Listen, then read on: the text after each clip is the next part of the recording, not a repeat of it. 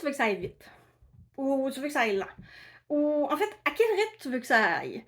Et puis, qu'est-ce qui va empêcher ce rythme-là d'arriver? Salut! Moi, c'est Anne-Marie Tinkler ou Anne Madoula. Je suis accompagnante à la naissance depuis 2021 et j'ai 35 accompagnements. Alors, aujourd'hui, on va parler du rythme, de la vitesse, de la lenteur et des erreurs courantes qui ralentissent ce travail-là de l'accouchement. Première erreur très courante, se rendre trop tôt au lieu de naissance. C'est certain que si vous accouchez à la maison et vous êtes déjà à la maison, celle-là n'est pas pour vous. Mais pour les autres qui ont décidé d'accoucher en maison de naissance ou à l'hôpital, eh bien, descendre les marches, embarquer dans la voiture, se rendre avec les magnifiques routes du Québec qui sont pas toujours en superbe état, donc bosse, dos d'âne et nid de poule. Oui, je connais. Tout ça sont des choses qui ralentissent le travail, qui nuisent à ce que les hormones soient vraiment bien établies et que le travail soit vraiment actif et ne s'arrêtera pas ou ne ralentira pas. Donc, pour les primipares, donc pour les gens qui sont enceintes pour la première fois, on suggère des contractions aux 4 minutes qui durent 1 minute pendant 1 heure. Ça, c'est ce que le livre dit. Ce que la vie dit est beaucoup plus complexe. Mais si vous avez une douleur, une accompagnante à la naissance, c'est vraiment quelqu'un qui va pouvoir vous aider, qui va pouvoir vous guider là-dedans. Sinon, vous pouvez toujours appeler à l'hôpital ou en maison de naissance. Il devrait être capable de vous aider aussi. Deuxième erreur très courante. Moi, je veux l'épidurale dès que possible. Une épidurale qui arrive trop tôt, qui arrive quand le travail de l'accouchement, quand les hormones, tout ça n'est pas bien établi, que tu n'es pas vraiment en travail actif depuis peut-être une bonne heure. C'est pas nécessairement la dilatation qui est importante dans cette situation-là, c'est vraiment est-ce que le travail, les contractions vont ralentir parce que le travail n'est pas bien établi et souvent c'est ça que l'épidurale tôt ou à 4 cm a comme effet.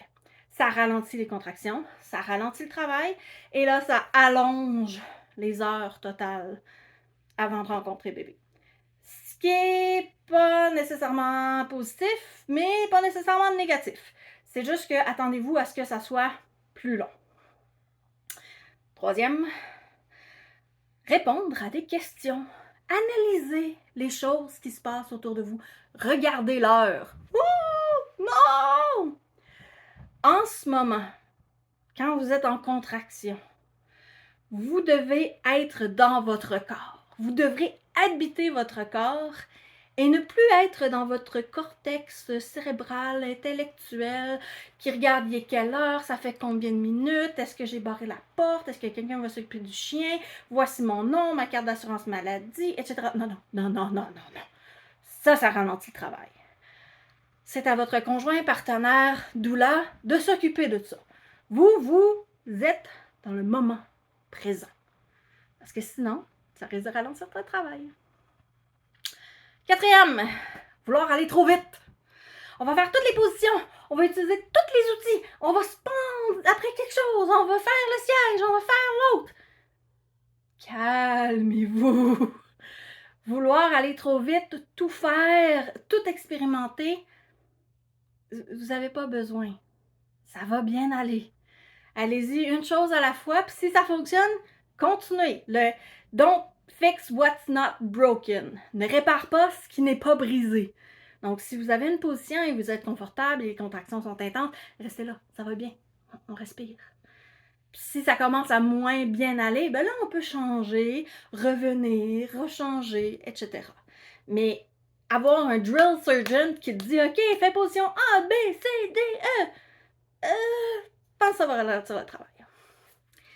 Cinquième erreur courante, de ne pas respecter le rythme de son corps. On est toutes uniques, on a toutes des particularités, on n'a pas des hanches pareilles, on n'a pas des bébés pareils. Donc, il y en a qui accouchent vite, il y en a qui accouchent moyen, il y en a qui accouchent lentement. Et c'est ça. On peut pas, ou on ne devrait pas aller contre le rythme naturel de notre corps. Donc, si vous êtes quelqu'un qui accouche rapidement, Et voilà, vous accouchez rapidement.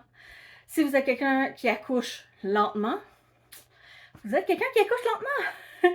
Respecter son rythme, respecter son corps va vous donner le temps de travail qui est le plus optimal pour vous, pour votre bébé, à cette grossesse-là, à cette journée. Alors, si jamais cette vidéo-là vous a aidé, vous a été utile, vous pouvez cliquer j'aime, s'abonner, etc. Et puis, il y a aussi un outil gratuit dans la description. Bonne journée!